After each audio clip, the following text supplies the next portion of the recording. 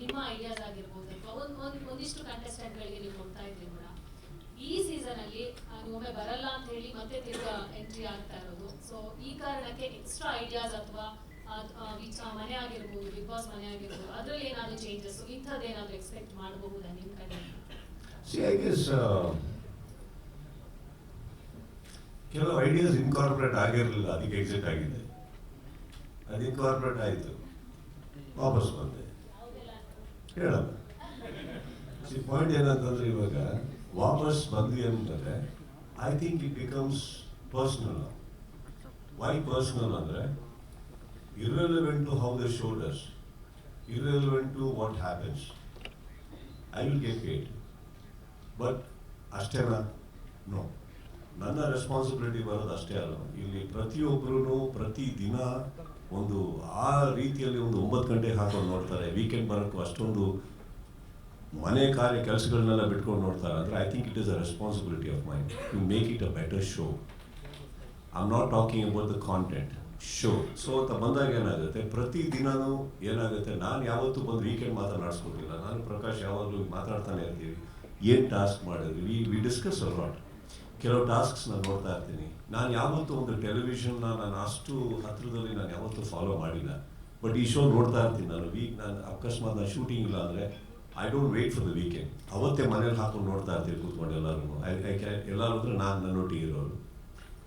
I keep watching what is it. ಆವಾಗಲೂ immediately I call up, ಈ task ಚೆನ್ನಾಗಿ ಗೊತ್ತಿಲ್ಲ, ಈ ಟಾಸ್ಕ್ ಸ್ವಲ್ಪ ನೋಡಿ, ಎಡವಟ್ ಹೊಡಿತು, you can do it. I think those 3.5 months really ಒಂದು ದೊಡ್ಡ ಫೌಂಡೇಶನ್ ಆಗುತ್ತೆ ತುಂಬ ಈ ಇಡೀ ಚಾನಲಿನ ಇಡೀ ವರ್ಷಕ್ಕೆ, ಆ ಕಂಟೆಸ್ಟೆಂಟ್ಸ್ಗೆ, ಮುಂದೆ ಸೀಸನಿಗೆ ಬರೋ ಕಂಟೆಸ್ಟೆಂಟ್ಸ್ಗೆ, ಪ್ರತಿಯೊಬ್ಬರಿಗೂ ಒಂದು ದೊಡ್ಡ ಪ್ಲ್ಯಾಟ್ಫಾರ್ಮ್ ಆಗಿ ನಿಂತ್ಕೊಳ್ಳೋಕೆ ಫೌಂಡೇಶನ್ ಆಗುತ್ತೆ.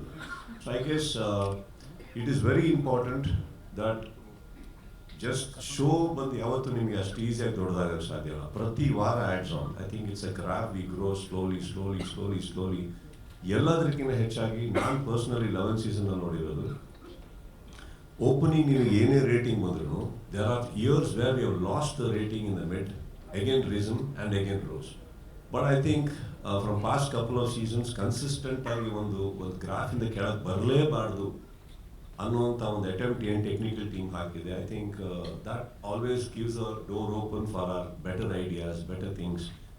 ಬೈ ದಿ ಅಲ್ಟಿಮೇಟ್ ನಾನೇನಿಲ್ಲ ನೋಡಿ, ವೀಕೆಂಡ್ ನಾನು ಮನೆಗೆ ಹೋಗ್ತೀನಿ, ಅವ್ರಿಗೆ ಬೇರೆ ಶೋ ಶೂಟಿಂಗ್ ಹೋಗ್ತಾರೆ. ಬಟ್ ಐ ಗೆಸ್ ಇಟ್ಸ್ ಆ ಕಂಟೆಸ್ಟೆಂಟ್ಸ್ ಯಾರು ಮನೆ ಒಳಗಡೆ ಲಾಕ್ ಮಾಡಿಟ್ಟಿರ್ತೀವಲ್ಲ, we have to justify their lives, their families, everything.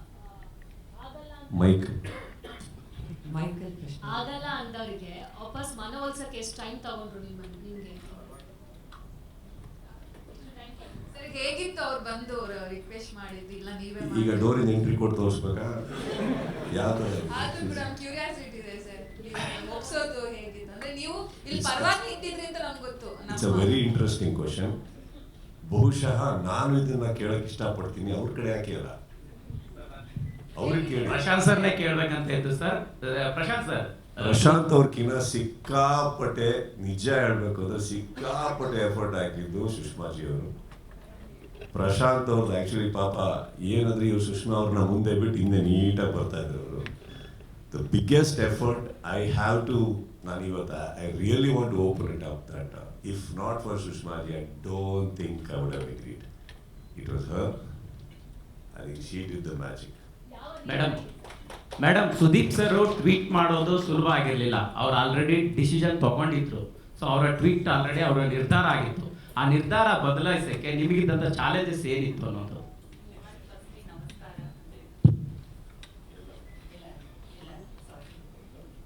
Stage ಕೂತ್ಕೊಂಡು ಕನ್ನಡ ಮಾತಾಡೋದು ಸ್ವಲ್ಪ ಭಯ ಆಗಿದೆ. So I will switch to English. I try.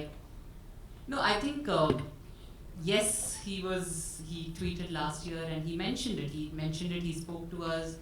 He had certain thoughts and plans, and he wanted to also probably take a break from the product. As a team, I think we couldn't imagine the show without him. And sometimes in relationships, right, in families, you sometimes feel like, okay, we need a little distance. But then you realize, no, you can't live without the person. It's like any family. It's like repairing something, or sometimes just going and giving a hug and saying, you know what, let's talk. And I think one of you asked the question saying, what were the conditions? I think the important word there is not conditions, there were suggestions. And I think it has been, I think it's a 11-year journey, it's a beautiful journey, it has only become bigger and better. I think the last 2 years, we have seen the show, and at a time when everybody is worried whether TV is growing, the show has gone and done phenomenal numbers, and a big part of it is him. So I think it was conversation, and you saw the videos. Audiences want him, contestants look up to him, the channel team loves him, the NMR team adores him, and we've all traveled for a long time. So he's a very reasonable person. We talk, and as long as we are looking at betterment for the product, especially given that this is our biggest, project in this market, as long as we are aligned on it, I think it was a very easy conversation after that. Once we knew we are all headed in the same direction, we have the same intent, I think it was... No, that's why I said it was easy. Once we agreed on it, it was very difficult. We went and camped outside the house.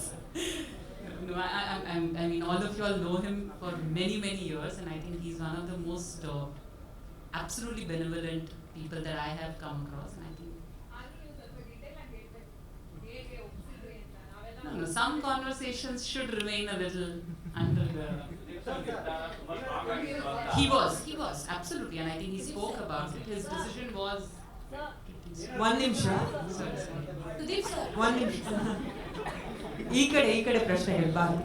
Sudeep sir, ನೀವು show host ಮಾಡಬೇಕಾದ್ರೆ ಎಲ್ಲಿ ನೀವು show host ಮಾಡಬೇಕಾದ್ರೆ ಹಲವು ಬಾರಿ ಹೇಳಿದ್ರಿ shooting problem ಆಗ್ತಿತ್ತು. ಯಾಕಂದರೆ ಸ್ಯಾಟರ್ಡೇ ಸಂಡೇ ಶೋ ಇದ್ದೇ ಇರುತ್ತೆ.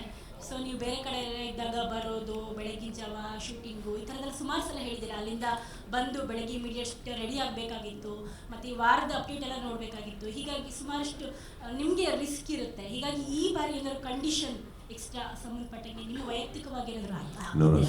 ನನ್ನ ಪ್ರಕಾರ ಅದಕ್ಕೆ ಆಲ್ಟರ್ನೇಟಿವ್ ಆಪ್ಷನ್ಸ್ ಇಲ್ಲ. ಈಗ ನನ್ನ ಶೂಟಿಂಗ್ ಇವಾಗ ರೈಟ್ ನಾವು ನನಗೆ ಐ ಥಿಂಕ್ ಪಾಂಡಿಚೇರಿ, ತೂತುಕುಡಿ ಆ ಕಡೆ ಇದ್ದೀನಿ ಈಗ. So I have to travel from there. So personal ಆಗಿ ನಾನು ಬರಲೇಬೇಕಾಗುತ್ತೆ ಬಂದು. So to avoid it I travel with my personal flights and things. That's different. Just to save some time. ಅಲ್ಲಿಂದ ಬಂದು ಮಾಡಲೇಬೇಕಾಗುತ್ತೆ ಫ್ರೈಡೇ, ಆ್ಯಂಡ್ ಅದಕ್ಕೆ ಆಪ್ಷನ್ಸೇ ಇಲ್ಲ. ಸೊ ಅವರಿಗೆ actually ನಾನು ರಿಕ್ವೆಸ್ಟ್ ಮಾಡಿದ್ದು ಒಂದು, they wanted to start on a particular date. ಅದನ್ನು push ಮಾಡಿದ್ದೀನಿ ನಾನು. ಪುಷ್ ಮಾಡಿಬಿಟ್ಟು I push it another 3 to 4 weeks. I said I can't start before that because continue shooting ನಾನು ಮಾಡಲೇಬೇಕು. ಬಿಕಾಸ್ ಸಮ್ ಹೌ ಈ ವರ್ಷ I have to have a release. So ಅದಕ್ಕೆ ನಾನು ಏನು ಫಾಸ್ಟಾಗಿ ಮಾಡಲೇಬೇಕಾಗತ್ತೆ ಅಂತ ಹಾಕೊಂಡಾಗ ದೇ ಆಲ್ಸೋ ಮೂಡ್. ಅದಕ್ಕೆ ಆಪ್ಷನ್ನೇ ಇಲ್ಲ. Wherever I have to do, and ಅದಕ್ಕೆ that is very tiring. But by the end of the day ಅದು ಏನೋ ಒಂದು ವೇದಿಕೆ ಮೇಲೆ ಹೋಗಿ ನಿಂತ್ಕೊಂಡು ಸ್ಟಾರ್ಟ್ ಆದ ತಕ್ಷಣ I think we just forget everything. Show ಮುಗಿದ ಮೇಲೆ ಮತ್ತೊಂದು ರಿಮೈಂಡರ್ ಬರುತ್ತೆ. ಕಾಲು ನೋವು, ಕೈ ನೋವು, ಬೆನ್ನು ನೋವು ಇದೆಲ್ಲ ಆಗುತ್ತೆ because you stand for number of hours. But I guess the show demands it, and I am ready to give it. Sudeep sir. Hi Vishal. Hi. How are you, sir? Good. Basically, you're someone who doesn't take bad decisions. Like when once you have confirmed about something, how did you manage to, how did this question has been asked, but how did you manage to convince yourself that I can be part of Bigg Boss? Because one is your style, your diction, your maturity, and your